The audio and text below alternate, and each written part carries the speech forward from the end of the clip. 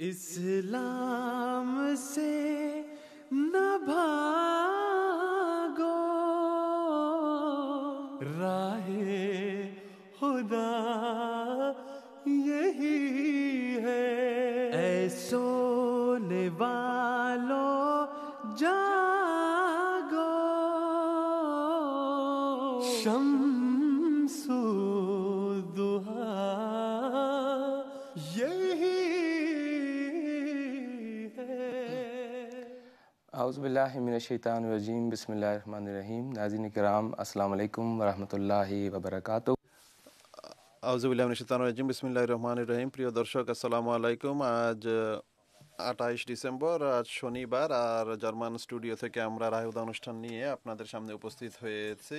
প্রিয় দর্শক, আপনারা জানেন আমাদের এই প্রোগ্রাম লাইভ হয়ে থাকে, ইন্টারঅ্যাক্টিভ হয়ে থাকে, আর যার মৌলিক উদ্দেশ্য এটি যে এই প্রোগ্রামের সময় আপনারা আমাদের সাথে যোগাযোগ করতে পারেন আর আপনাদের মন মস্তিষ্কে আমরা আমাদের প্রোগ্রামের জন্য যে বিষয় বিশেষভাবে নির্ধারণ করি সে সম্পর্কে বা জামাতে আহমদিয়া সম্পর্কে, ধর্মবিশ্বাস, এই জামাতের ধর্মবিশ্বাস সম্পর্কে বা হযরত মসিহ মাউদ আলাইহিস সালাম এবং তার দাবি সম্পর্কে যে প্রশ্নই আপনার রয়েছে সেটি জিজ্ঞেস করার জন্য আপনারা আমাদের সাথে যোগাযোগ করতে পারেন। আমাদের প্যানেলিস্ট এবং আলেমরা আপনাদের প্রশ্নের উত্তর দেওয়ার চেষ্টা করবেন।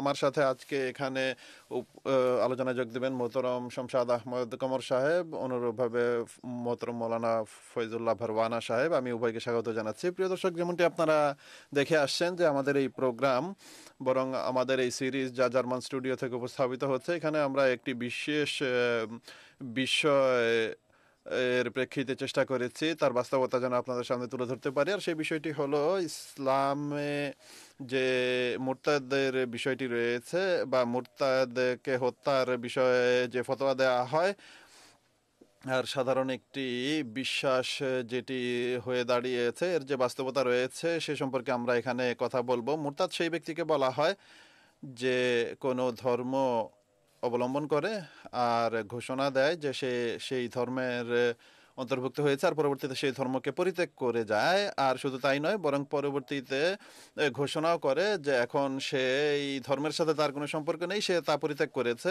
তো সাধারণত এরূপ ব্যক্তিকে মুরতাদ বলা হয়। তো তার জন্য এই শাস্তি নির্ধারণ করা যে এখন যেহেতু সে ধর্মকে নিজের ইচ্ছায় বরণ করে নিয়েছিল, এখন সেই ধর্মকে পরিত্যাগ করছে এবং তার ঘোষণাও দিচ্ছে এখন এই ব্যক্তি বা এমন ব্যক্তিকে শাস্তি দেওয়া উচিত, বরং মৃত্যুদণ্ড তার জন্য শাস্তি হিসেবে নির্ধারণ করা হয়। এই কথা বলতে গেলেই আমি নিজে অনুভব করছি যে এটি কেমন কথা যে মানুষের বিবেক বা প্রকৃতি যেই ধর্মকে গ্রহণ করতে প্রস্তুত নয়, যেই ধর্মকে খোদার জন্য সে গ্রহণ করেছিল, খোদার জন্যই যেই ধর্মের অনুসারী হয়েছিল, বা পরবর্তীতে তার চিন্তা চেতনা পরিবর্তিত হলে সে নিজ ধারণা অনুযায়ী খোদার খাতিরে সে সেই ধর্মকে পরিত্যাগ করে যায়, তাহলে তাকে মৃত্যুদণ্ড দেওয়া হবে। এটি কেমন কথা হলো? যাই হোক, আমরা আমাদের এই সিরিজে চেষ্টা করেছি যে বিভিন্ন বিষয় নিয়ে এই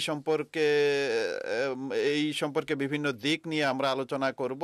আর কোরআন শরীফ, হাদিস, মুহাম্মদ সাল্লাল্লাহু আলাইহি ওয়াসাল্লামের সুন্নাত এবং অন্যান্য আলেমদের আলোকে আমরা আলোচনা করব। আর আমরা চেষ্টা করেছি যে আমাদের দর্শকদের সামনে এই বিষয়টি উপস্থাপন করার যে এই ধরনের বিশ্বাস ইসলামের জন্য খুবই ভয়াবহ এবং এটি ইসলামের অনেক বড় ক্ষতিও করেছে। শুধু আভ্যন্তরীণভাবেই নয়, বরং বাহ্যিকভাবেও ইসলাম বিরোধীরা যখন এই বিশ্বাস দেখে তখন তারা বলে যে ঠিক আছে, এই ধর্মকে যদি আপনারা এই ধর্মের অনুসারে যদি আপনারা হন, এটিও স্মরণ রাখবেন যে জীবনের কোনো এক সময় যদি আপনারা এই ধর্মকে ছাড়তে চান বা পরিত্যাগ করতে চান, তাহলে আপনার জীবনের কোনো নিরাপত্তা নেই। তাহলে কোন ব্যক্তি এমন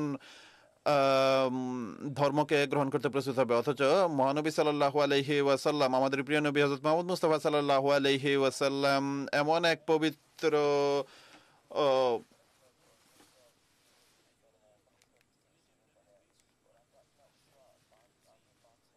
শিক্ষা নিয়ে এসেছেন, আর তার সুন্নত থেকেও আমরা যে বিষয়টি জানতে পারি বা ইসলামের শিক্ষায় যার প্রতিফলন আমরা দেখতে পারি। যাই হোক, এই সম্পর্কে আমরা আলোচনা করা আবশ্যক বলে মনে করি। আর এই দিক থেকেও আমাদের জন্য আবশ্যক এটি যে আমরা যেই ধর্মের সাথে সম্পর্ক রাখি, যার এই মুহূর্তে সবচেয়ে বেশি প্রয়োজন রয়েছে, বড় শুধু মুসলিম বিশ্বেই নয় বরং পুরো বিশ্বের জন্যই যার প্রয়োজন। খোদা তাআলার পক্ষ থেকে এক ব্যক্তির আশার প্রতিশ্রুতি যার সম্পর্কে রয়েছে, যে ইমাম মাহদি এবং মসিহ মাউদ রূপে যাকে আমরা জানি বা চিনি, তো খোদা তাআলার কৃপায় আমরা বিশ্বাস করি যে সেই ব্যক্তি চলে এসেছেন। আমরা তার কথাই আপনাদের সামনে উপস্থাপন করছি যে আর তিনি খোদার ইচ্ছা অনুযায়ী জামাতের ভিত্তিপ্রস্তর রেখেছেন।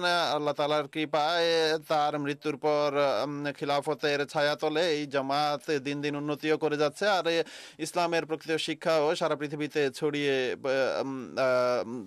প্রচার এবং প্রসারের কাজ করে যাচ্ছে, আর ইসলামের প্রকৃত শিক্ষাকে মানুষের সামনে উপস্থাপন করছে। তো আমাদের সেই চেষ্টারই আরেকটি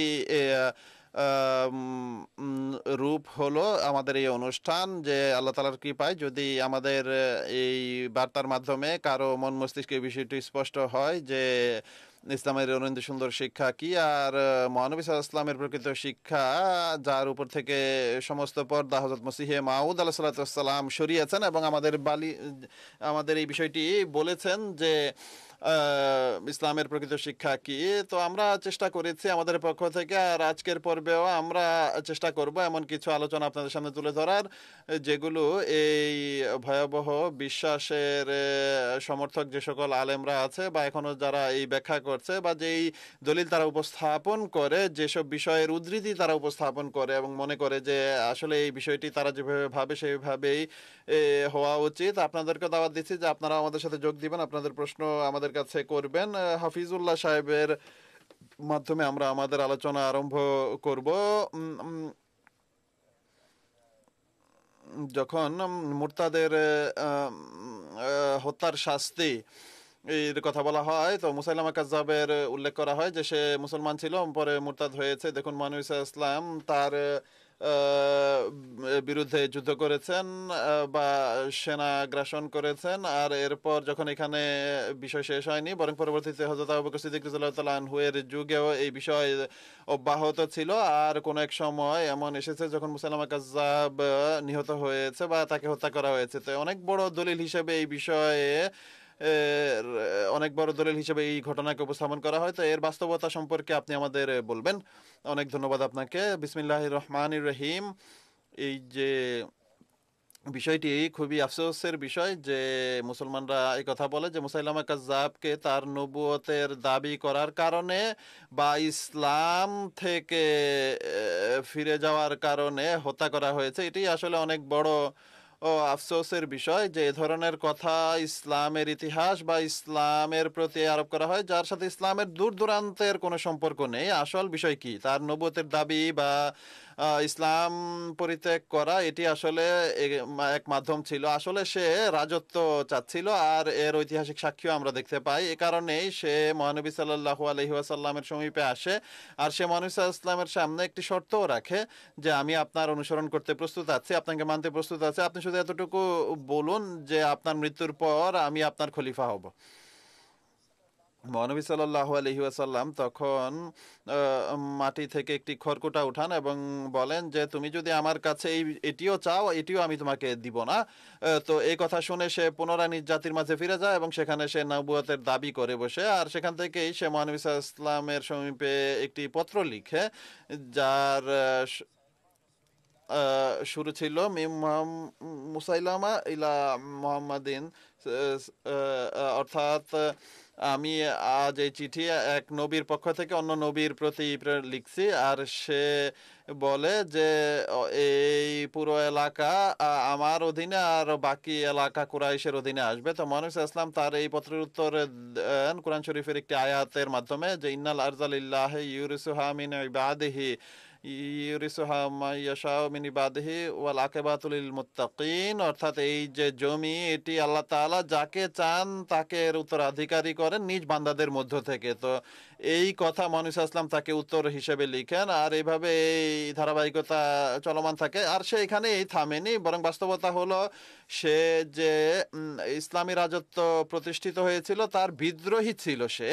আর বর্তমান যুগের আইনে এমন কোন দেশ দেশ আছে যেই দেশের বিরুদ্ধে এক ব্যক্তি দাঁড়াবে এবং সে বিদ্রোহ করবে আর বলবে যে এই এলাকা আমার আর সরকার আমার উপরে এর শাসন ছেড়ে দিবে। এখন দেখুন, মুসাইলামা কাজ্জাব প্রথমে মুসলমান ছিল, এটি হ্যাঁ, এরপর শুধু সে ইসলাম পরিত্যাগী করেনি, বরং সে নিজেকে রাসূলুল্লাহ বানিয়েছে বা নবী হিসেবে দাবি করেছে। তো মুহাম্মদ সাল্লাল্লাহু আলাইহি ওয়াসাল্লাম তখন কি করলেন? মুহাম্মদ সাল্লাল্লাহু আলাইহি ওয়াসাল্লাম তাকে কিছুই করেননি বা কিছুই বলেননি। সে নবুয়তের দাবি যখন করেছে, মূল কথা হলো সে মুসলমান হয়েছে, মুহাম্মদ সাল্লাল্লাহু আলাইহি ওয়াসাল্লামের কাছে শর্ত নিয়ে আসে।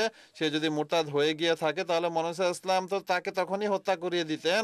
সে ফিরে গেছে, নবুয়তের দাবি করেছে। এরপর শুধু এই পর্যন্তই নয়, বরং যখন সে হিজর এবং ইয়ামামার এলাকাকে নিজের শাসনাধীন বলে ঘোষণা করে আর মুহাম্মদ সাল্লাল্লাহু আলাইহি ওয়াসাল্লামের যে নির্ধারিত ওয়ালি বা শাসক ছিলেন তাকে সেখান থেকে জোরপূর্বক বের করে দেন, সে এখানেই থামেনি, বরং ইসলামের অন্য যারা সূত্র ছিল, সাজ্জা বিনতে হারেস এক খ্রিস্টান নারী ছিল যে মদিনার উপর সেনা আগ্রাসন চালিয়েছিল, সে যখন জানে এর নবুয়তের, তখন সে প্রথমে যুদ্ধ লড়াইয়ের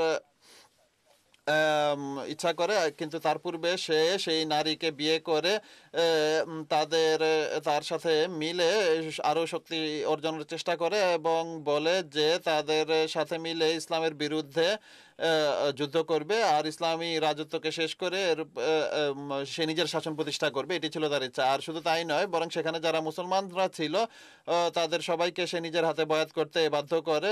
রওয়ায়েতে বর্ণিত হয়েছে দুজন মাদানী সাহাবী, হযরত নাম বুঝতে পারিনি, তাদেরকে জোরপূর্বক তার হাতে বয়াত করতে আব্দুল্লাহ বিন ওয়াহাব তখন মুরতাদ হয়ে যান, কিন্তু অপর যে সাহাবী ছিলেন তিনি অস্বীকার করেন। তো তখন সে তাকে টুকরো টুকরো করে তাকে আগুনে পুড়িয়ে দেয়। তো এটি ছিল না যে শুধু এটি ছিল না যে সে দাবি করেছে, বরং সে রীতিমতো সেখানে মুসলমানদের হত্যা করছিল আর নিজের এক পৃথক রাজত্ব সে প্রতিষ্ঠা করেছিল। আর শত্রুদের সাথে মিলে মদিনার উপর আক্রমণ করার জন্য সে পুরো ষড়যন্ত্র করছিল। এমনকি সে কোনো কোনো গোত্রের সাথে মিশে বা মিলে মদিনাকে ঘেরাও করেছিল। তো এই কারণে এটি বলা যে শুধু মুরতাদ হওয়ার কারণে তার বিরুদ্ধে যুদ্ধ করা হয়েছিল এটি সঠিক নয়, বরং কোনো দেশে যদি সেখানকার কোনো ব্যক্তি দাঁড়িয়ে সরকারি লোকদের বাইরে বের করে দেয় আর নিজের এক আলাদা রাজত্ব ঘোষণা করে, তাহলে কি সরকার তাকে ছেড়ে দিবে, তার বিরুদ্ধে কোনো পদক্ষেপ নেবে না? একই কাজ হযরত আবু বকর সিদ্দিক রাদিয়াল্লাহু তাআলা আনহু করেছেন। মুহাম্মদ সাল্লাল্লাহু আলাইহি ওয়াসাল্লাম যা বলেছেন সে অনুযায়ী। তো এর যে কারণ ছিল, এইগুলো হলো সেই কারণ। এক হলো সে নিজের আলাদা রাজত্ব প্রতিষ্ঠিত করতে চেয়েছিল, সে সেই রাজত্বের বিদ্রোহী ছিল, নাম্বার 2। আর তৃতীয়ত সে মুসলমানদেরকে বিনা কারণে হত্যা করছিল আর তাদেরকে বাধ্য করছিল যে তারা যেন ইসলাম পরিত্যাগ করে তার হাতে বয়াত করে। চতুর্থত সেখানে মুহাম্মদ সাল্লাল্লাহু আলাইহি ওয়াসাল্লামের নিযুক্ত শাসকদের সেখান থেকে জোরপূর্বক বের করে দিয়েছে। আর পঞ্চম, তার কথা যারা মানত না তাদেরকে সে হত্যা করত আর ইসলামী রাজত্বের বিরুদ্ধে সে বিদ্রোহ ঘোষণা করে এক বিদ্রোহ সৃষ্টির চেষ্টা করছিল। আর মুহাম্মদ সাল্লাল্লাহু আলাইহি ওয়াসাল্লামের বিরুদ্ধে সেই সমস্ত উপকরণ ব্যবহারের চেষ্টা করেছে যার মাধ্যমে সে মদিনা রাজত্বের উপর বা মদিনার শাসনের উপর আক্রমণ করা যায়। তো এগুলো ছিল সেসব কারণ। আমার মনে হয় বা আমি বলবো যে এগুলোর যে কোনো একটি কারণ যদি সত্য হয় তবুও সে হত্যাযোগ্য। তো সে পরবর্তীতে নবুয়তের দাবি করেছে বলে তাকে হত্যা করা হয়েছে, এটি সম্পূর্ণ ভুল কথা। তার অপরাধের তালিকা এত দীর্ঘ যে বর্তমান যুগে কোনো দেশের কোনো শাসন বা শাসক এটি সহ্য করবে না। আর তার এসব অপরাধের কারণেই তার সাথে যুদ্ধ করা হয়েছে এবং তাকে হত্যা করা হয়েছে। এইগুলো হলো সেসব কারণ। মুরতাদ হওয়ার কারণে তাকে হত্যা করা হয়েছে এই কথা বলা সঠিক নয়। হ্যাঁ, এই বিষয়টি সম্পূর্ণ ভিন্ন এক দৃষ্টিভঙ্গি আমাদের সামনে উপস্থাপন করছে। এটিও দেখার বিষয় যে নবুয়তের দাবি তো সে অনেক পূর্বে করেছে, অনেক সময় অতিবাহিত হয়েছে, যখন পরবর্তীতে তার অপরাধ ধীরে ধীরে আরো বেশি বৃদ্ধি পেতে থাকে এবং সুস্পষ্টভাবে সে বিদ্রোহ এবং হত্যা ইত্যাদি আরম্ভ করে, তখন গিয়ে তার বিরুদ্ধে ব্যবস্থা নেওয়া হয়েছে। আর হযরত আবু বকর এর যুগে এটি করা হয়েছে। মহানবী সাল্লাল্লাহু আলাইহি ওয়াসাল্লামের যুগে এটি আরম্ভ হয়েছে। যখন সে আলাদা রাজত্ব ঘোষণা করে তখন সে এই ধারাবাহিকতা অর্থাৎ বিদ্রোহের এই যে ধারাবাহিকতা এটি বজায় রেখেছে এবং সে মদিনার উপর আক্রমণ করার চেষ্টা করেছে। তো মুসলমানদেরকে নিজেদের প্রতিরক্ষা করার অধিকার নেই যে সব মুসলমানরা কি তাদের সামনে নিহত হওয়ার জন্য বসে থাকতো? তো তাদের প্রতিরক্ষার অধিকার অবশ্যই আছে, আর এ কারণেই তারা যুদ্ধ করেছে এবং সে নিজের অপরাধের শাস্তি পেয়েছে।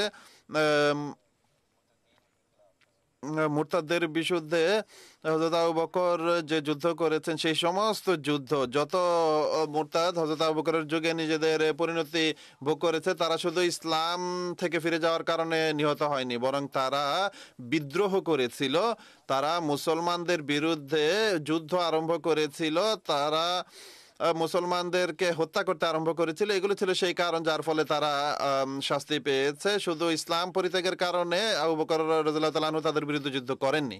অনেক ধন্যবাদ আপনাকে। আমরা পরের প্রশ্নের দিকে যাচ্ছি। মহানবী সাল্লাল্লাহু আলাইহি ওয়াসাল্লামের যুগের কথাই বলা হচ্ছে। একটি রিওয়ায়াতের উদ্ধৃতি দেওয়া হয় যে হযরত আবু মুসা আশআরী রাদিয়াল্লাহু তাআলা আনহু এর প্রেক্ষিতে শামসাদ সাহেবের কাছে অনুরোধ করব। আমরা সবাই জানি যে ইয়েমেনের হাকেম বা শাসক নিযুক্ত করা হয়েছিল। পরবর্তীতে এটিও উল্লেখ রয়েছে যে আর বলা হয় যে হযরত মুআজ বিন জাবাল রাদিয়াল্লাহু তাআলা আনহুকে রাসূলুল্লাহ সাল্লাল্লাহু আলাইহি ওয়াসাল্লাম তার কাছে প্রেরণ করেছিলেন। তিনি যখন সেখানে যান তার সামনে এই কাজ হয় যে এক ইহুদি ছিল যে মুসলমান হয়ে গিয়েছিল, পরবর্তীতে সে মুসলমান হয়ে ধর্ম পরিত্যাগ করে বা মুরতাদ হয়ে যায়। তখন তার সম্পর্কে বলা হয় যে সে সামনে এসে উপস্থিত হয়। তখন হযরত মুআজ বিন জাবাল এই শব্দ রয়েছে যে তিনি বলেন যে আমি ততক্ষণ নিজের বাহন থেকে নামবো না, আমি এমন জায়গায় বসতেও প্রস্তুত নই যতক্ষণ না তোমরা একে হত্যা করবে।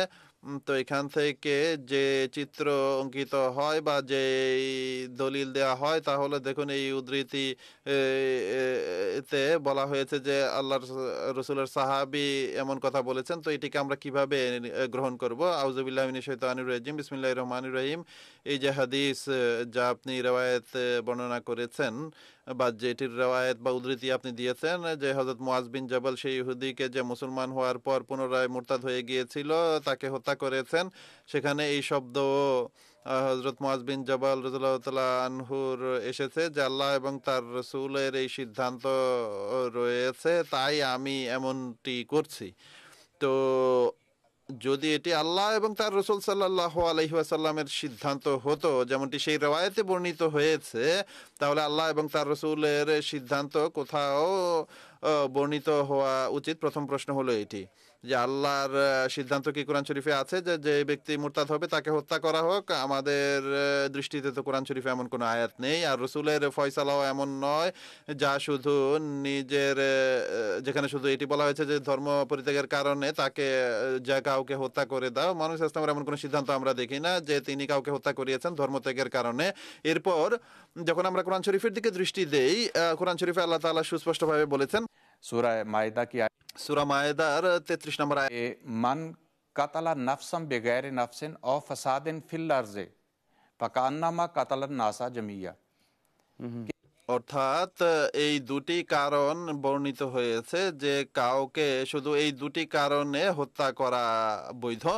একটি হলো কেউ যদি কোনো হত্যা করে থাকে অন্যায়ভাবে কাউকে, সেই হত্যার বিনিময়ে তাকে হত্যা করা যায়। আর দ্বিতীয়ত বলা হয়েছে আও ফাসাদিন ফিল আরজি, অর্থাৎ সে যদি দেশে নৈরাজ্য সৃষ্টি করে, কেননা যখন নৈরাজ্য সৃষ্টি হয় তখন এই সম্ভাবনা থাকে বা আশঙ্কা থাকে যে তার ফলে আরো অনেক বেশি হত্যাকাণ্ড সংঘটিত হবে, তো এই কারণে তাকে হত্যা করা বৈধ। তো এই দুটি কারণ বলা হয়েছে। এই পবিত্র কোরআনের আয়াত বলছে যে আল্লাহ তাআলা বলছেন যে এই দুটি কারণ ছাড়া যদি কেউ কোনো প্রাণ বধ করে তখন তাকে হত্যা করা পুরো মানবতার হত্যা হবে।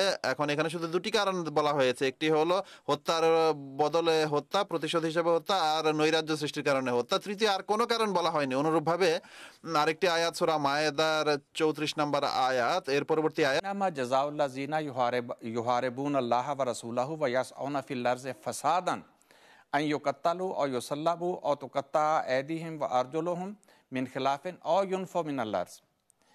অর্থাৎ যারা আল্লাহ এবং তার রসুলের সাথে যুদ্ধ করে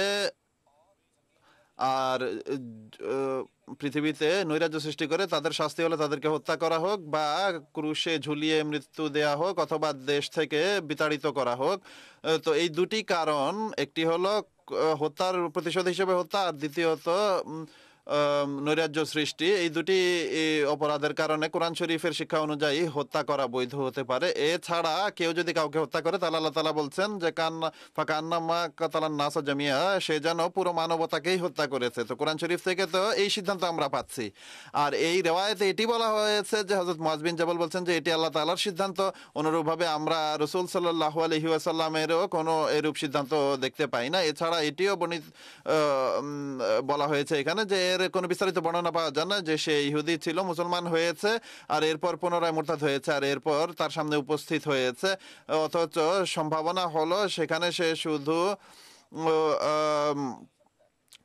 মুরতাদ হয়েছে তাই নয়, বরং বিদ্রোহ করেছে।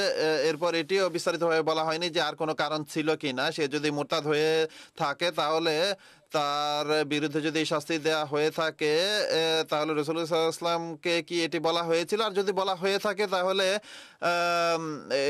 মুহাম্মদ সাল্লাল্লাহু আলাইহি ওয়াসাল্লামের সিদ্ধান্ত কি ছিল এই ক্ষেত্রে? তিনি কি এটি মেনে নিয়েছেন নাকি এটিকে মেনে নেননি? এর বিস্তারিত বর্ণনা আমরা পাই না।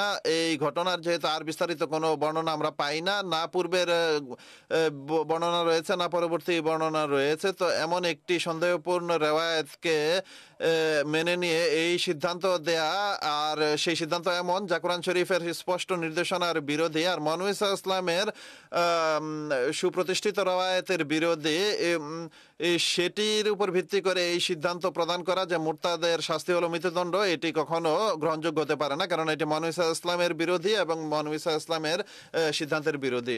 শমশাদ সাহেব, আমরা গত পর্বে মুহাম্মদ সাল্লাল্লাহু আলাইহি ওয়াসাল্লামের সুন্নতের বিষয়ে আলোচনা করেছিলাম। সেখানেও কিছু ঘটনা বর্ণিত হয়েছিল যেখান থেকে প্রমাণিত হয় যে মুহাম্মদ সাল্লাল্লাহু আলাইহি ওয়াসাল্লাম স্বয়ং কখনো এটি গ্রহণ করতেন না। সেখান থেকে কোনো ঘটনা কি আপনি বলতে পারেন? দেখুন, বহু এমন ঘটনা আছে। মুহাম্মদ সাল্লাল্লাহু আলাইহি ওয়াসাল্লাম যখন হুদাইবিয়ার সন্ধি করেছিলেন সেখানে শর্ত কি রাখা হয়েছিল যে যদি কোনো মুসলমান কাফের হয়ে মক্কায় চলে আসে তাহলে কাফেররা তাকে ফিরিয়ে দেবে না, কিন্তু কোনো কাফের যদি মুসলমান হয়ে মদিনা চলে যায় তাহলে মুসলমানরা তাকে ফিরিয়ে দেবেন।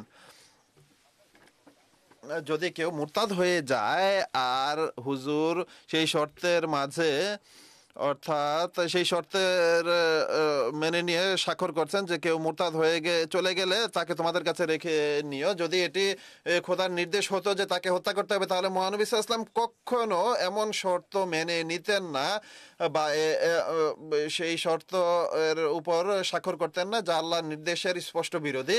তো এভাবে বহু এমন ঘটনা রয়েছে। আমি পূর্বেও বলেছিলাম যে এক বেদুইন মদিনায় আসে, ইসলাম গ্রহণ করে, অসুস্থ হয়ে যায়, দুর্বল ইমানের অধিকারী ছিল। সে মনে করে যে আমাকে হয়তো বা ইসলাম গ্রহণের কারণে জ্বর হয়েছে। তো মুহাম্মদ সাল্লাল্লাহু আলাইহি ওয়াসাল্লামের সময় উপস্থিত হয়ে এসে বলে যে হে আল্লাহর রাসূল, আমাকে আমার বয়াত ফিরিয়ে দিন, আমি অসুস্থ হয়ে গেছি। হুজুর বলেন যে না, বয়াত ফিরিয়ে দেওয়া যাবে না। সে চলে যায়, পুনরায় আসে, বারবার আসতে থাকে। তো হুজুর যখন ফিরিয়ে দেননি তখন সে ইসলাম ছেড়ে চলে যায়। তো হুজুর বলেন যে ঠিক আছে। সে চলে গেলে মদিনা একটি অগ্নি কুণ্ডের ন্যায় যা ময়লাকে বাইরে বের করে দেয়। তো মুহাম্মদ সাল্লাল্লাহু আলাইহি ওয়াসাল্লামের সামনে যখন কেউ ইসলাম থেকে চলে যাওয়ার উল্লেখ করছেন তখন তাকে কোনো শাস্তি দিচ্ছেন না। মুহাম্মদ সাল্লাল্লাহু আলাইহি ওয়াসাল্লাম তার সাথে নম্রতার ব্যবহার করছেন। এর চেয়ে বড় প্রমাণ আর কি হতে পারে?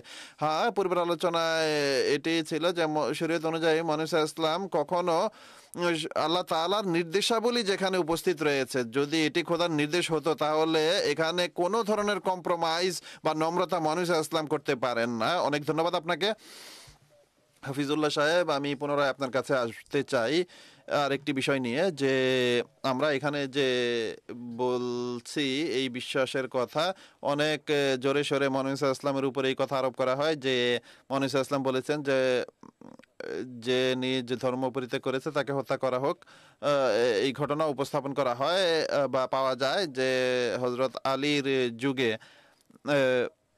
জিন্দিকদের সম্পর্কে বলা হয় যে তাদেরকে জ্বালানো হয়েছে। ইবনে আব্বাস এসে বলেছেন যে মুহাম্মদ সাল্লাল্লাহু আলাইহি ওয়াসাল্লাম এর নির্দেশনা অনুযায়ী তিনি আমল করেছেন, আর যে যে ধর্ম পরিত্যাগ করেছে তার অন্য কোনো ধর্ম গ্রহণ করে তো তখন তাকে হত্যা করার নির্দেশ দেওয়া হয়েছে। অনেক সুপ্রসিদ্ধ একটি রেওয়ায়েতের গুলোর একটি এটি এ সম্পর্কে কথা বলা খুবই আবশ্যক। আমরা যদি বলি যে এমনটি ভুল, তাহলে আর এমনটি হতে পারে না, তাহলে এই বিষয়টি কি আপনি স্পষ্ট করবেন। দেখুন, মূল বিষয় হলো, আমরা যদি হযরত আলীর সেই যুগকে দেখি যেদিকে এই হাদিস আরোপ করা হচ্ছে, সেই যুগ ছিল অভ্যন্তরীণ এবং বাহ্যিক ষড়যন্ত্র অনেক বেশি হচ্ছিল। হাওয়ার ফিতনা ছিল, ইয়েমেনে অনেক বেশি। এই যে জানাদিক বা জিন্দিকরা ছিল, তারা ছিল সেসব লোক যারা হযরত আলী রাদিয়াল্লাহু তাআলা আনহুকে খোদা মনে করত, খোদার মর্যাদা দিত। তার প্রতি ভালোবাসার কারণে নয়, বরং ইসলামের বিরুদ্ধে একটি মৌলিকভাবে ষড়যন্ত্র ছিল। এর কিছুটা পটভূমি বর্ণনা করাও আবশ্যক বলে মনে করি, যেন এই হাদিসটি বুঝতে সহজ হয়। আর তাদের যে নেতা ছিল সে ছিল আব্দুল্লাহ বিন সাবা, সে ইহুদি ছিল। আর এটি হলো সেই ব্যক্তি যার ভূমিকা ছিল হযরত উসমানের শাহাদাতের ক্ষেত্রে। এমন এক ব্যক্তি কিভাবে হযরত আলীকে এত বড় মর্যাদা দিতে পারে? তো মূল উদ্দেশ্য ছিল মুসলমানদের মাঝে সে তখন নৈরাজ্য সৃষ্টির চেষ্টা করছিল। আর রেওয়ায়েতে বর্ণিত হয়েছে যে হযরত আলী কোন কোন জিন্দিককে আগুনে পুড়িয়েছেন, কেননা তারা আলীকে খোদা মনে করত। আর ইকরামার কথা এটা, আর ইকরামা হলো ইবনে আব্বাসের মুক্তকৃত কৃতদাস। তো মূল কথা হলো, আমরা যদি এই হাদিসটিকে একেবারে আক্ষরিকভাবে গ্রহণ করি, তাহলে এখানে কয়েকটি বিষয় আমাদের দেখতে হবে যে আসলে কি এটি মেনে গ্রহণযোগ্য। প্রথম কথা হলো, হযরত আলী সেসব জিন্দিকদের পুড়িয়ে দিচ্ছেন। ইবনে আব্বাসের কাছে উল্লেখ হচ্ছে এই কথা, আর ইবনে আব্বাস বলেন যে আমি হলে তাদেরকে আগুনে পোড়াতাম না, কেননা মহানবী সাল্লাল্লাহু আলাইহি ওয়াসাল্লাম নিষেধ করেছেন যে আল্লাহ তাআলা যেগুলোর মাধ্যমে শাস্তি দেন তার মাঝে মানুষের জন্য এই অনুমতি নেই যে সে সেগুলোর মাধ্যমে শাস্তি দিবে। এখন প্রথম কথা হলো, হযরত আলী প্রাথমিক যুগে ইসলাম গ্রহণকারীদের একজন, আর শেষ মুহূর্ত পর্যন্ত মহানবী সাল্লাল্লাহু আলাইহি ওয়াসাল্লামের সাথে ছিলেন। আর ইবনে আব্বাস সম্পর্কে বলা হয়েছে যে 10 বছর পূর্বে তিনি ইসলাম গ্রহণ করেছেন। আর যার সম্পর্কে মহানবী সাল্লাল্লাহু আলাইহি ওয়াসাল্লাম বলেছেন যে আনা মাদিনাতুল ইলম ওয়া আলিয়ুন বাবুহা, আলী সম্পর্কে এই কথা বলা হয়েছে। তো যার সম্পর্কে এই কথা বলা হয়েছে, তো হযরত আলী কি এই সামান্য বিষয় জানবেন না যে আমি হলাম জ্ঞানের শহর, আর সেই শহরে প্রবেশ করতে হলে আলীর মাধ্যমে প্রবেশ করতে হবে। তো এর অর্থ হলো যে সেই জ্ঞান যদি অর্জন করতে চাও, তাহলে হযরত আলীর মাধ্যমে তা করতে পারবে। তো হযরত আলীর কাছে যদি এত বেশি জ্ঞান থাকে, আর মহানবী সাল্লাল্লাহু আলাইহি ওয়াসাল্লামের সাথে ছিলেন সবসময় তিনি, তো ইবনে আব্বাস একটি কথা জানবেন আর আলী জানবেন না, এমনটি হতে পারে না। আর এই হাদিসের প্রতি তাকালে আরো বিষয় আমাদের সামনে সুস্পষ্ট হয়। যেমন ইকরামা সম্পর্কে, অর্থাৎ বর্ণনাকারী সম্পর্কে লেখা আছে যে সে খারেজি ধারণা রাখতো। অনুরূপভাবে ইবনে মুসাইয়াবও তাকে কাজ্জাব আখ্যা দিয়েছেন। এছাড়া এক রাওয়ায়াতে আব্দুল্লাহ বিন হারিস বলেছেন যে আমি আলী বিন আব্দুল্লাহ বিন আব্বাস, অর্থাৎ ইবনে আব্বাসের পুত্র যিনি ছিলেন, তার কাছে আসলে তাকে বাধা অবস্থায় দেখেছেন ইকরামা। তো ইকরামাকে বলে যে খোদার ভয় করো, তাকে কেন বেঁধে রেখেছো? সে বলে যে সে এই হতভাগা আমার পিতার উপর মিথ্যা হাদিস বানিয়ে আরোপ করছে, অর্থাৎ ইবনে আব্বাসের প্রতি আরোপ করছে। হযরত আব্দুল্লাহর প্রতি ইবনে আব্বাসের প্রতি আরোপ করছেন। তো এই রাওয়ায়াত ইবনে আব্বাস থেকে বর্ণিত হয়েছে, আর রাবি হলো ইকরামা। তো এরপর মোহাম্মদ বিন সিরিন খুবই সুপ্রসিদ্ধ ব্যক্তি, তিনিও তাকে কাযাব বলেছেন। অনুরূপভাবে তার সম্পর্কে এটিও বলা হয়েছে যে আল্লাহ তাআলা যে মুতাশাবিহাত অবতীর্ণ করেছেন কোরআন শরীফে, এটি এই ব্যক্তিদের গুমরাহ করার জন্য করেছেন। আর হযরত ইবনে আব্বাস সম্পর্কেও এটি বলতো যে তিনিও খারিজি ধ্যান ধারণা রাখতেন। তো এই ধরনের ব্যক্তি এমন এক ব্যক্তি যে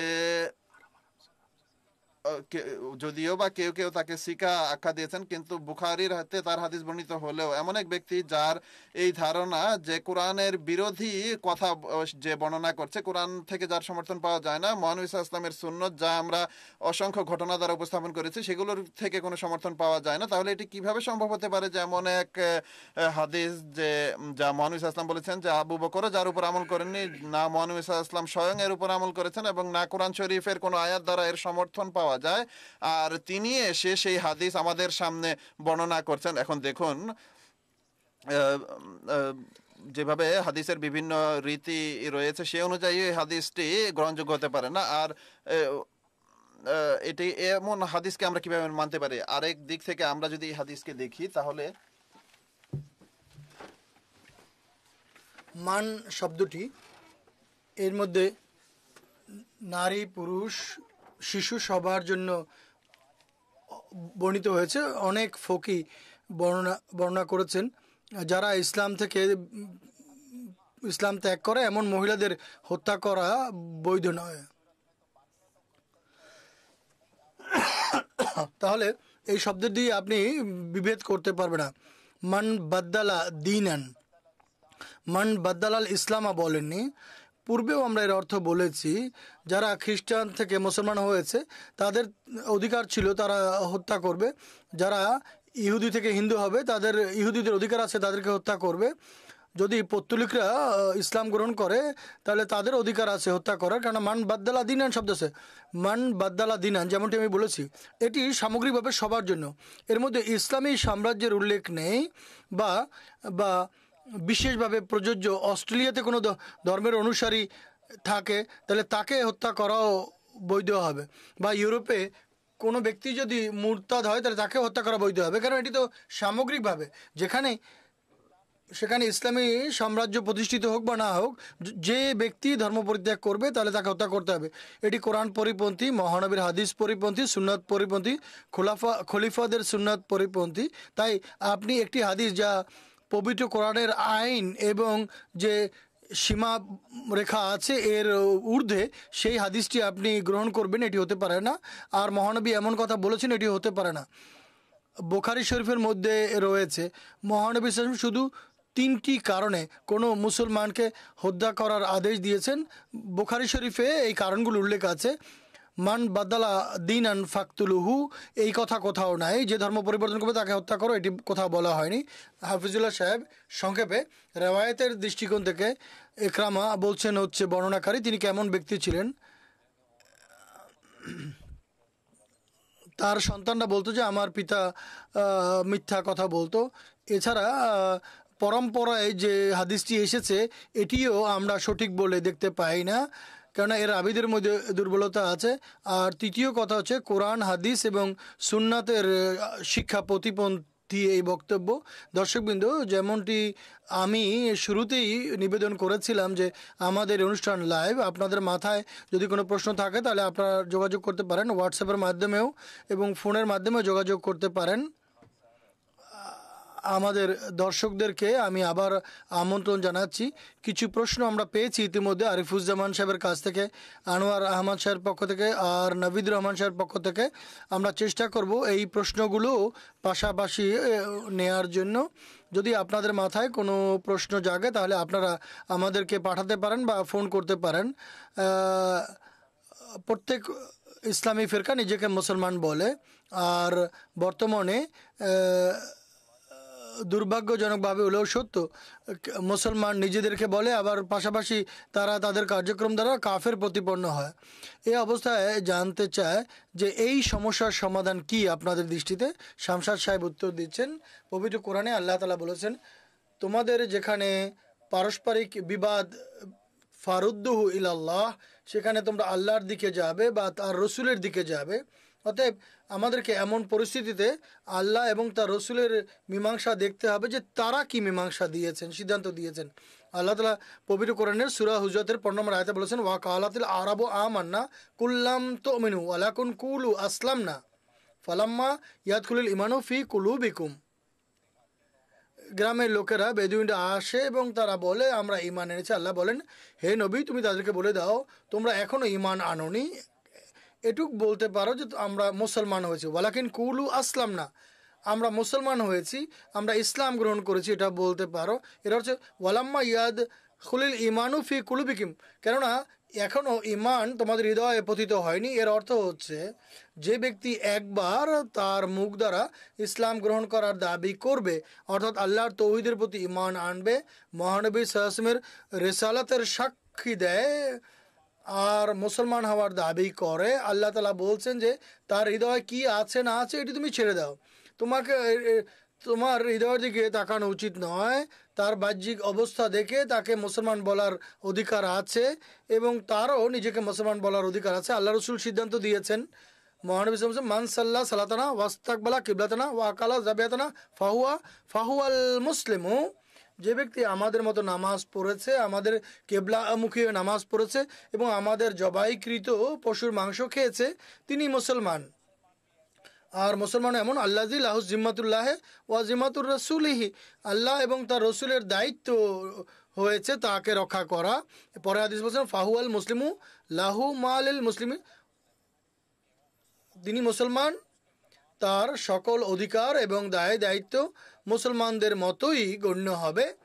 এটি একমাত্র সমাধান। প্রত্যেক সেই ব্যক্তি যে লা ইলাহা ইল্লাল্লাহু মুহাম্মদ রাসূলুল্লাহ পাঠ করে এবং নিজেকে মুসলমান বলে দাবি করেন, তিনি মুসলমান। আল্লাহ এবং রাসূলের সিদ্ধান্ত অনুযায়ী ইসলাম থেকে তাকে কেউ বহিষ্কার করতে পারে না। বাকি থাকলো অন্যকে যারা কাফের বলে, এর অর্থ কি?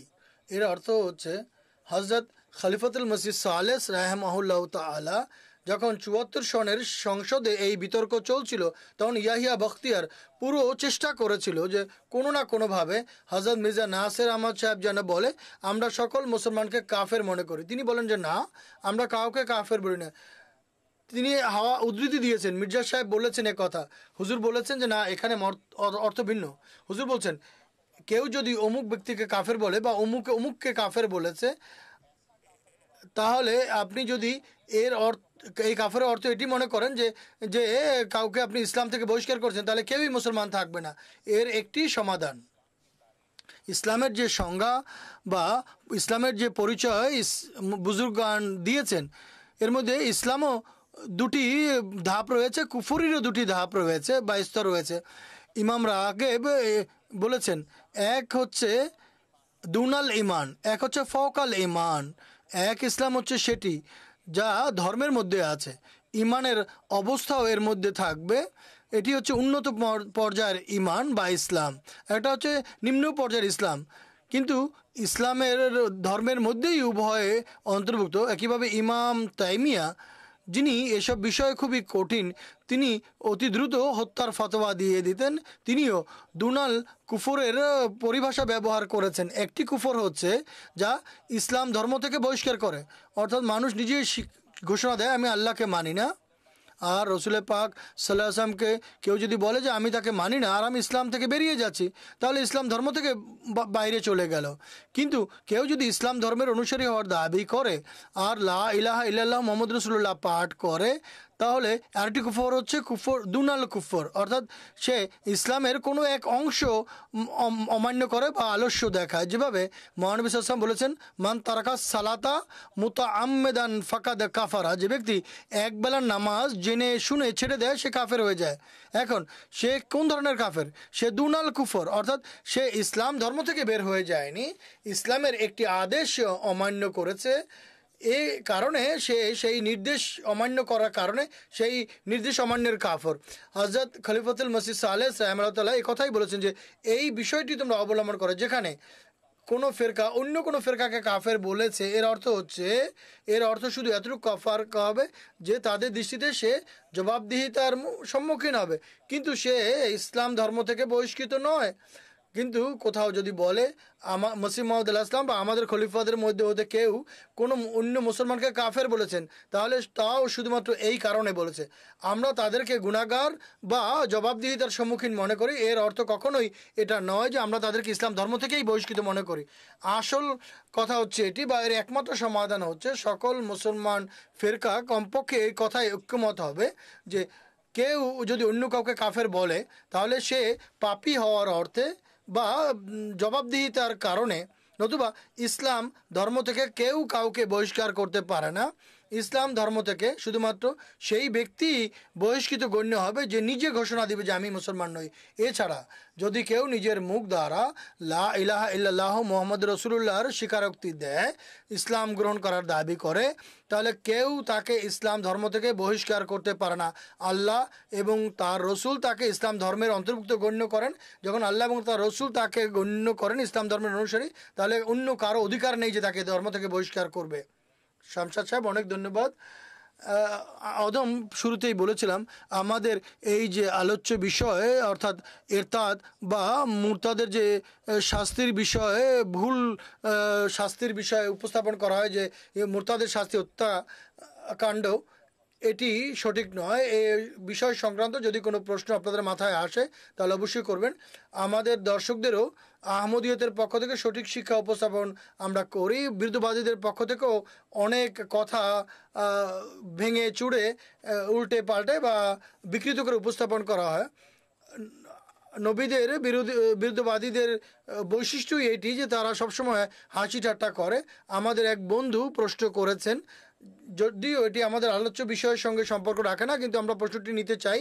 তিনি প্রশ্ন করেছেন, হযরত মসিহ মাউদ আলাইহিস সালামের বরাতে বা তার সম্পর্কে কথা বলা হয় যে তিনি খোদা তাআলার একজন ফেরেশতাকে দেখেন এবং সেই ফেরেশতার নাম বলা হয়েছে টিচি টিচি। তিনি বলেছেন, এখানে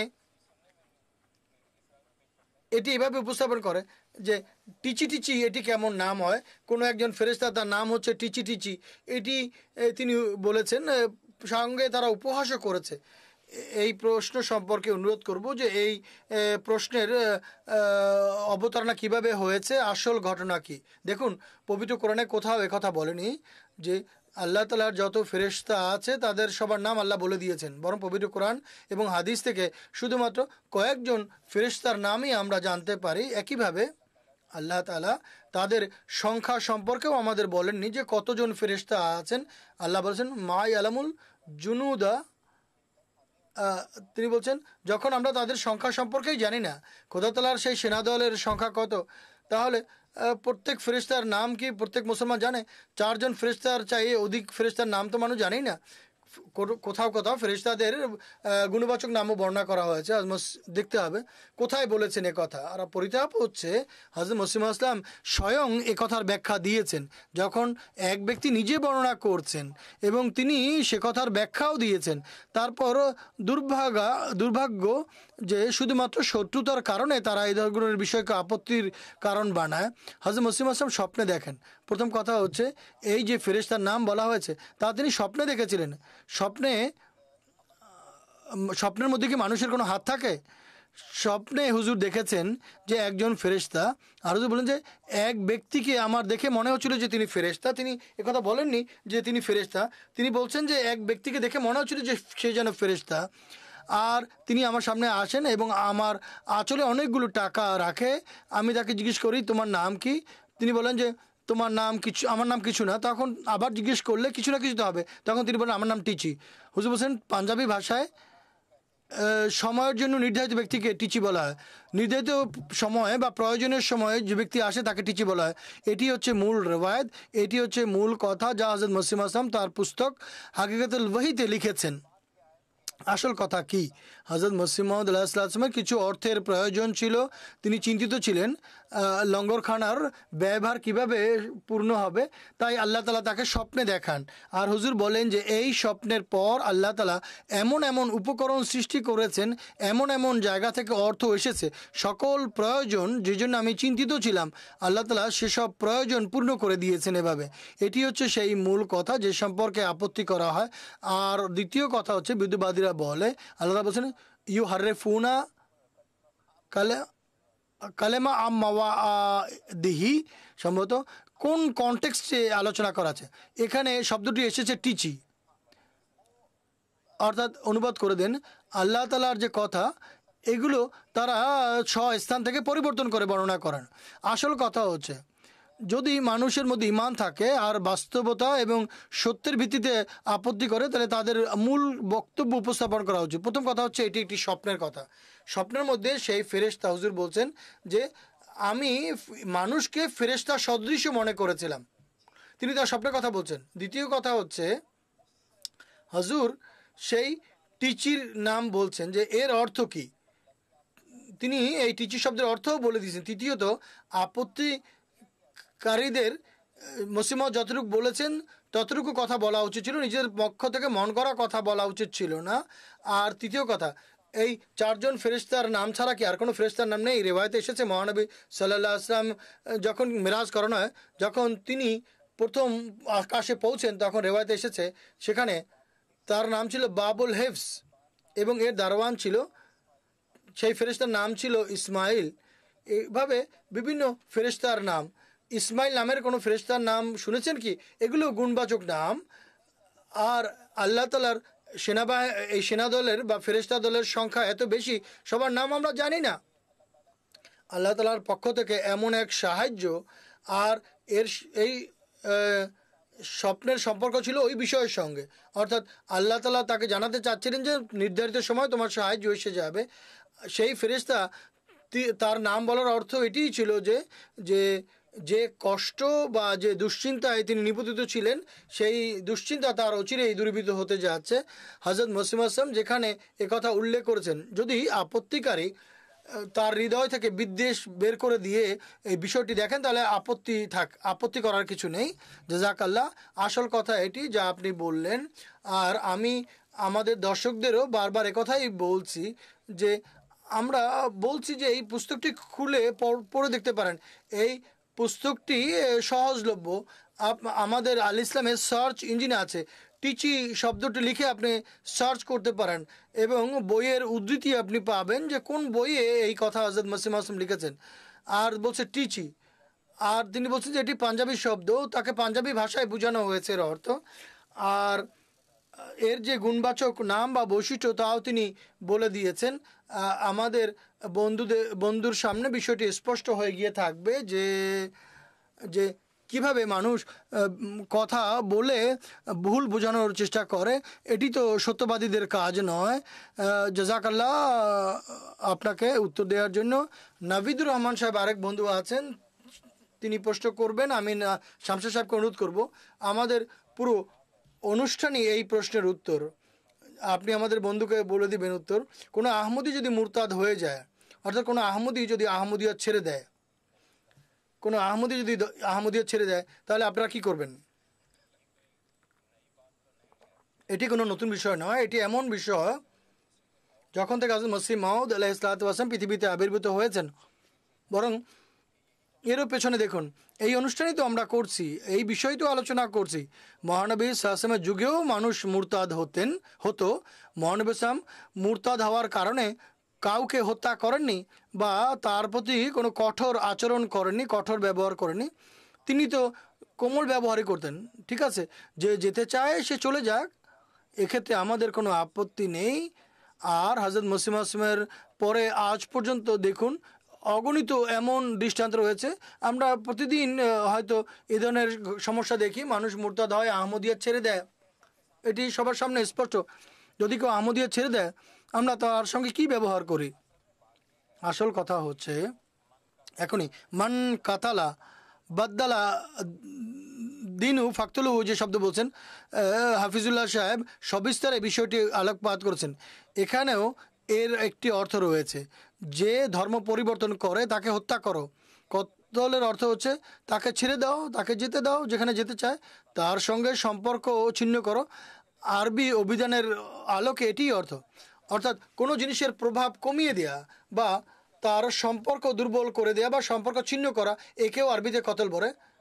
কাতালাল খামরা অর্থাৎ মদকে হত্যা করো, অর্থাৎ মদের মাঝে পানি মিশিয়ে এর প্রভাব কমিয়ে দেয়া বা এর প্রভাব শেষ করে দেয়া। এখানে এই একই অর্থ হযরত ওমর রাদিয়াল্লাহু তাআলা আনহুর যুগে হযরত সাদ রাদিয়াল্লাহু তাআলা আনহুর সম্পর্কে এসেছিল। তিনি অনেক বেশি আপত্তি করতেন। একবার হযরত ওমর রাদিয়াল্লাহু তাআলা আনহু বলেন, উকতুলু সাদান, সাদকে হত্যা করো। অথচ সাদ রাদিয়াল্লাহু তাআলা আনহুকে হত্যা করা হয়নি। এরপর দীর্ঘদিন তিনি বেঁচে ছিলেন। এখন এটি কেউ চিন্তা করতে পারে, যুগ খলিফা সেই যুগে এক ব্যক্তি সম্পর্কে আদেশ দিচ্ছেন যে তাকে হত্যা করো, কিন্তু তাকে কেউ হত্যা করছে না, এরপর তিনি বেঁচেছিলেন। ইতিহাস বলছে এরপর তিনি বেঁচেছিলেন। তার এই আদেশের অর্থ কী ছিল? হযরত সাদ যেহেতু আপত্তি করার তার অভ্যাস ছিল, তাই হযরত ওমর বলেছেন তাকে ছেড়ে দাও, তার সঙ্গে সম্পর্ক কমিয়ে দাও, তার দিকে অনেক বেশি মনোযোগ দিও না। এই একই অর্থ আমাদের এখানে। যদি কেউ আহমদিয়া ছেড়ে দেয়, ঠিক আছে, আমরা বলি লাকুম দিনুকুম ওয়ালিয়া দিন, তোমার সঙ্গে তোমার ধর্ম, আমাদের সাথে আমাদের ধর্ম। হ্যাঁ, তার সঙ্গে জানা কথা পূর্বের মতো আর সম্পর্ক থাকে না, যেহেতু আমাদের হৃদয়ের সম্পর্ক শিথিল হয়ে যায়, তাই সম্পর্ক, বাহ্যিক সম্পর্ক শিথিল হয়ে যায়।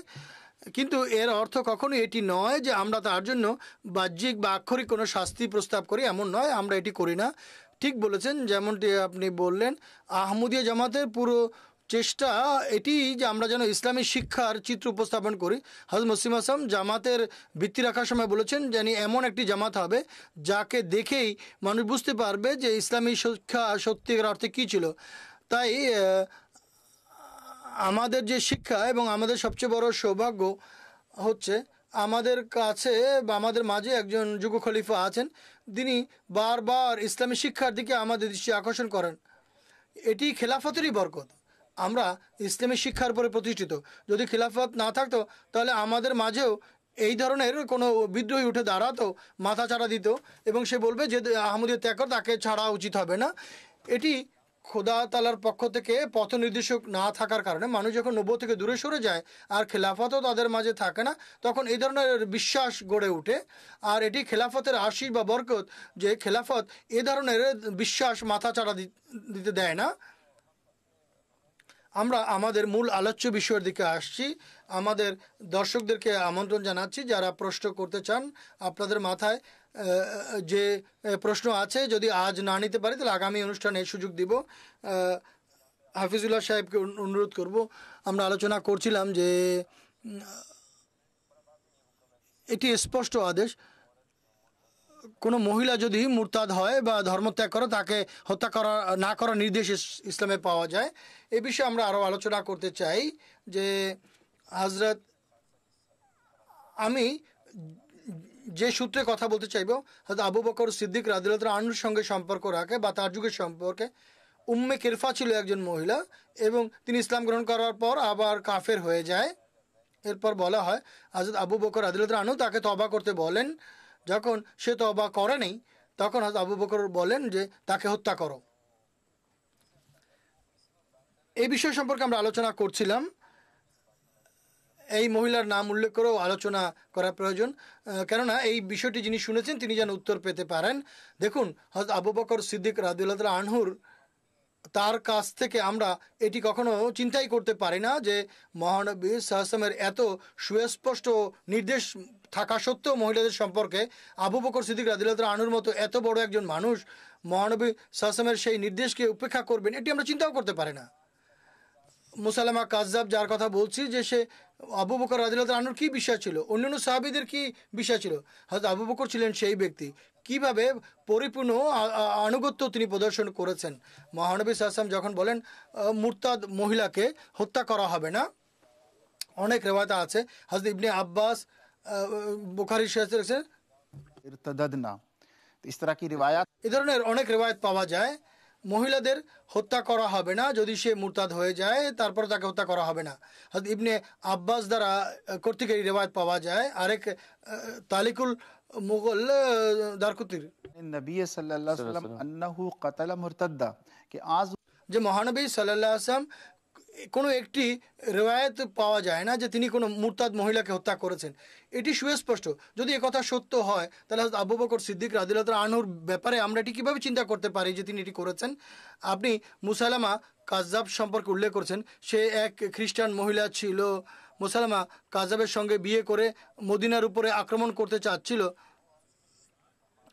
সেটি যুদ্ধ ছিল। এখানে হযরত আবু বকর সিদ্দিক রাদিয়াল্লাহু আনহু যে মহিলাকে হত্যার আদেশ দিয়েছেন এটি শুধুমাত্র ইসলাম ত্যাগ করার কারণেই ছিল না।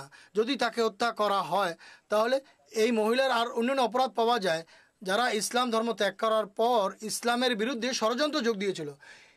একটি রেওয়ায়েত পাওয়া যায় যে এই মহিলা মুসলমানদের বিরুদ্ধে যুদ্ধের জন্য মানুষকে প্ররোচিত করতো। একটি রেওয়ায়েতে এসেছে উম্মে কেরফা কী করেছে, উম্মে কেরফার 30 জন পুত্র সন্তান ছিল। अला क़ितालिल मुस्लिमीन, वो मुसलमान সে মুসলমানদের বিরুদ্ধে যুদ্ধ করার জন্য তার সন্তানদেরকে প্ররোচিত করত এবং তাদেরকে হত্যা করার মুসলমানদের, অর্থাৎ তার 30 জন যে পুত্র ছিল মুসলমানদের বিরুদ্ধে, সে তার ছেলেদেরকে উত্তেজিত করত, আর মুসলমান বিদ্বেষীও ছিল, সন্তানদেরকে উত্তেজিত করত। যদি তাকে হত্যা করা হয় তাহলে এর কারণ হচ্ছে সে মুসলমানদের বিরুদ্ধে, যেহেতু সে যুদ্ধ করেছিল। যদি কেউ যুদ্ধে নেমে আসে, সে নারী পুরুষ যেই হোক না কেন, তাকে হত্যা করা যেতে পারে। আর দ্বিতীয় কথা, তার যদি এই রেওয়ায়েতকে আক্ষরিক অর্থে নেওয়া হয়, তার 30 জন পুত্র সন্তান যুবক, তাদেরকে হত্যার আদেশ দেওয়া হয়নি, বরং একজন মহিলা যার বয়স হয়তো 50 হবে, তাকে হত্যার আদেশ দিয়েছেন। এটি কিভাবে হয়? যদি কিছুটা চিন্তা করে দেখেন, এতে কোনো সন্দেহের সুযোগ নেই। তারা যদি সবাই মুরতাদ হয়ে যায়, তাহলে তাদের সবাইকে হত্যার আদেশ দেওয়ার কথা। হযরত আবু বকর রাদিয়াল্লাহু আনহু যদি এই মহিলাকে হত্যার আদেশ দিয়ে থাকেন, তাহলে শুধু এই কারণে যে এই মহিলা মুসলমানদের বিরুদ্ধে নৈরাজ্য সৃষ্টি করেছিল এবং রীতিমতো মুসলমানদের বিরুদ্ধে যুদ্ধে অংশ নিয়েছিল, বরং শুধু নিজেই অংশ নেয়নি, বরং তার সন্তানদেরও যুদ্ধ করতে উস্কানি দিয়েছিল। এমন একজন মহিলা যে যুদ্ধের জন্য এভাবে প্রস্তুতি নেয় বা যুদ্ধ করে, তাকে তো হত্যা করার আদেশ দেওয়াই যেতে পারে। এর সাথে মুরতাদের কোনো সম্পর্ক নেই। জাযাকাল্লাহ, অনেক ধন্যবাদ। শামসাদ সাহেব, আপনার কাছেও এই অদম এই বিষয়ের সাথে সম্পর্কযুক্ত মহানবী সাল্লাল্লাহু আলাইহি ওয়াসাল্লামের যুগের দিকে তাকাতে চাই। মহানবীর যুগে উম্মে রুমান একজন মহিলা ছিল। তার সম্পর্কে পাওয়া যায় যে বলা হয় বা সে মুরতাদ ছিল। মহানবী সাল্লাল্লাহু আলাইহি ওয়াসাল্লাম আদেশ দেন যে তাকে ইসলাম বোঝানো হোক। সে যদি তবা করে তাহলে ঠিক আছে, আর যদি তবা না করে তাহলে তাকে হত্যা করো। মহানবী সাল্লাল্লাহু আলাইহি ওয়াসাল্লামের প্রতি এই বিষয়টি আরোপ করা হয়। এর অর্থ আমাদেরকে বলবেন। এটি দুর্বল রেওয়ায়েত একটি, যা মহানবী সাল্লাল্লাহু আলাইহি ওয়াসাল্লামের প্রতি আরোপ করা হয়। সুন্নতের সঙ্গে এটি কখনোই, সুন্নতের আলোকে এটি কখনোই প্রমাণিত নয়, আর মহানবী সাল্লাল্লাহু হাদিস থেকেও এটি প্রমাণিত নয়। দেখুন, এই যে রেওয়ায়েত যার উল্লেখ আপনি করলেন, এটি দারকুতনির রেওয়ায়েত আর বাইহাকির রেওয়ায়েত। এটি এসব রেওয়ায়েতের মাঝে এর মোকাবেলায় দেখুন, প্রথম হচ্ছে পবিত্র কোরআন। পবিত্র কোরআনে এমন কোনো শিক্ষা নেই।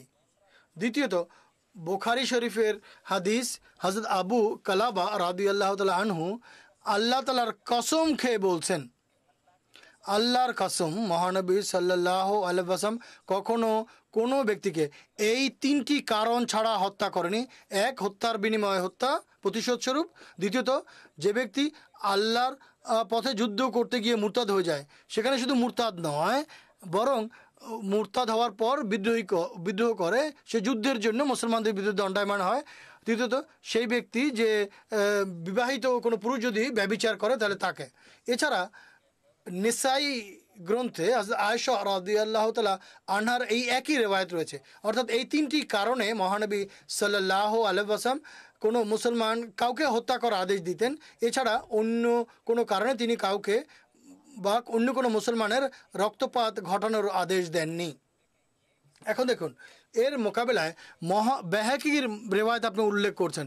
আমি আপনার সামনে যে নিবেদন করলাম, এটি বুখারী শরীফের এবং হযরত আবু কালাবা একজন সাহাবী, তিনি খোদা তাআলার কসম খেয়ে বর্ণনা করছেন। একটি রেওয়ায়েত বুখারীতে আছে এবং সেই সাহাবী খোদার কসম খেয়ে বর্ণনা করছেন। এর মোকাবেলায় এমন একটি রেওয়ায়েত উপস্থাপন করা হচ্ছে যা বাইহাকিতে আছে বা দারকুতনিতে, তার এতটা পদমর্যাদা নেই যা পবিত্র কোরআনের বা বুখারীর আছে। এছাড়া ইমাম শওকানি তার গ্রন্থে আল্লামা শামসুল হক আজিমাবাদী এই উভয়ে বুজুর্গ লিখেছেন, ইসনাতুহুমা জাইফানে, এই উভয়ের যে সনদ এটি জাইফ, দুর্বল।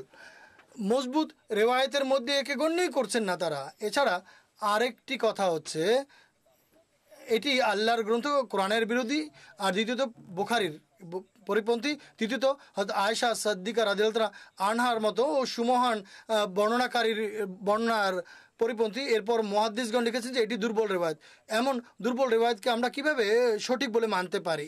এছাড়া শামসুদ্দিন আস-সারখাসি তিনি লিখেছেন, এই মহিলা যুদ্ধ করেছে, যদি থেকেও থাকে তাহলে তিনি বলেছেন যে এই মহিলা যুদ্ধ করতো এবং যুদ্ধের জন্য মানুষকে উস্কানি দিত, মানুষকে প্ররোচিত করত। ওয়াকানাত মোতাআতুন ফিহিম, এবং নীতিমতো তাদের নেতা ছিল, সে যুদ্ধ করত এবং বিদ্রোহী ছিল এবং বিরোধীদের নেতা ছিল, এ কারণে তাকে হত্যা করা হয়েছিল।